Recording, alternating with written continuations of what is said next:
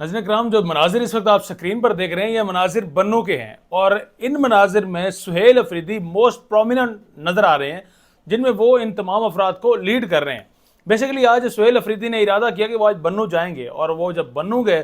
تو انہیں بھی اندازہ نہیں ہوگا کہ جتنی تعداد میں لوگ وہاں پر نکل آئے۔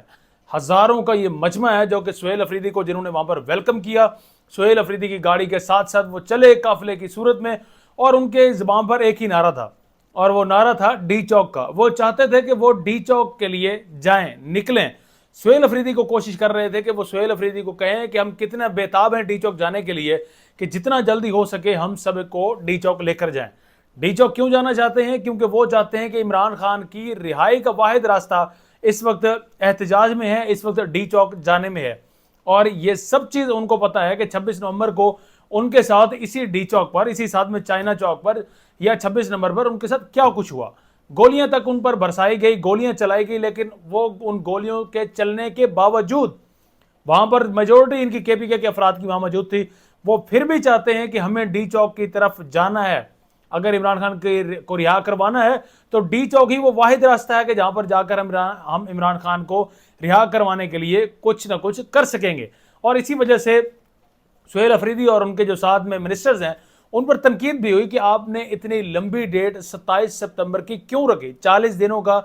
گیپ آپ نے کیوں دیا؟ یہ ڈیٹ آپ کو اگست میں ہی رکھ لینی چاہیے تھی، جبکہ عمران خان کے متعلق بڑی افسوسناک خبریں بھی آ رہی ہیں۔ لیکن اب کھل کر پبلک یہ دوبارہ سے ڈیمانڈ کر رہی ہے کہ جتنا جلدی ہو سکے ڈی چوک کی جانب بڑھا جائے، اور یہ سہیل افریدی کو بار بار انہوں نے اپنے نعروں کی صورت میں بتایا۔ ایک چیز ہمیں ذہن نشین کر لینی چاہیے کہ خاص طور پر کے پی کے پٹھان وہ سر پر کفن باندھ کر نکلتے ہیں، اور جب 26 نومبر کو ڈی چوک پر گولیاں برسائی گئی، اس وقت اب کے وزیر اعلیٰ بھی وہاں پر موجود تھے، وہ بھی اپنے ساتھ ایون کے ایک ان کے دوست ہیں ان کو گولیاں لگی اور اس کو گاڑی میں ڈال کر وہ لے کر آئے تھے، تو وہ بھی اس وقت ڈی چوک پر ہی موجود تھے۔ سب کچھ مناظر ان کے سامنے ہیں، تو وہ اس وجہ سے ہو سکتا ہے کہ وہ ویٹ کروا رہے ہوں، لیکن پبلک اب نہیں رک رہی۔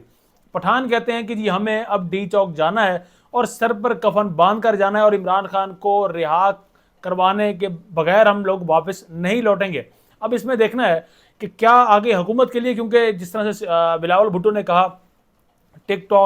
ٹاک یعنی کہ الٹی گنتی شروع ہو چکی ہے۔ اگر یہ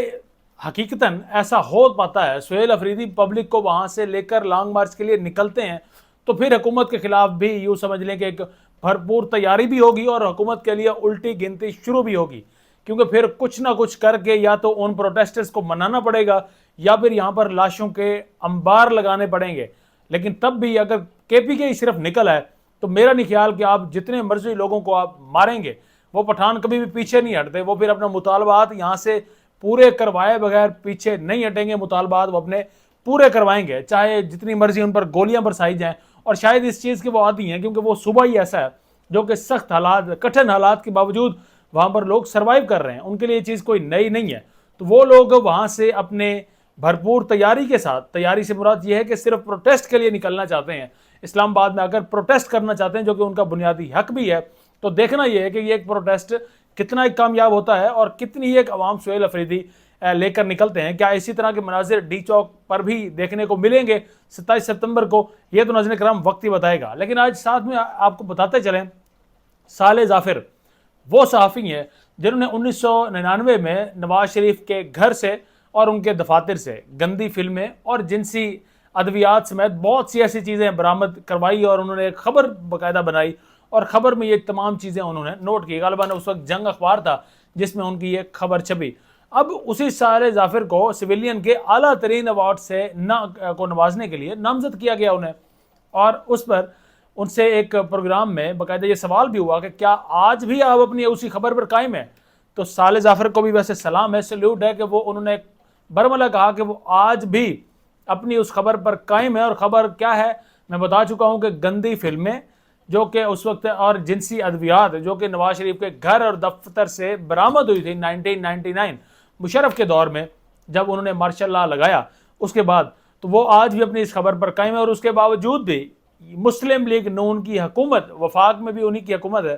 وہ انہیں اعلیٰ ترین سویلین ایوارڈ کے لیے نامزد کر رہی ہے۔ میرے خیال میں اس سے بڑا